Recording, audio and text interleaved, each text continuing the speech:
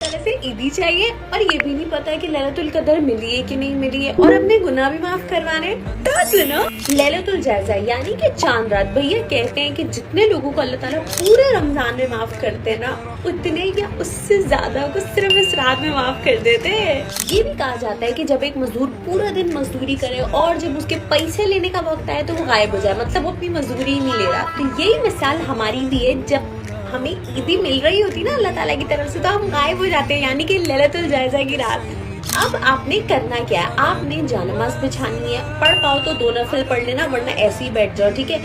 और आपने अपने लिए, इसके लिए, उसके लिए, मेरे लिए, सबके लिए बहुत सारी, ढेर सारी जितनी होती है ना, उससे डबल दुआएं करनी है, अल्लाह ताला से सच्चे दिल से तौबा करनी है। जिस भी गुनाह में इन्वॉल्व होना, आपको पता है, आपको आपका गुनाह पता है, मुझे मेरा गुनाह पता है, हम सब किसी न किसी गुनाह में फंसे हुए। अल्लाह से ऐसी तौबा करो, ऐसी तौबा करो ना कि भाई साहब जब आप उधर से उठो ना तो आपको पता अल्लाह ताला ने आपको माफ कर दिया है। फिर क्या, ईद मुबारक बस। फिर तो बस इस वीडियो को शेयर कर देना ताकि अल्लाह ताला से ईदी लेने का मौका सबको मिल सके और हमें इसका सवाब भी मिल सके, क्योंकि हमने ये बात उन तक पहुंचाई है।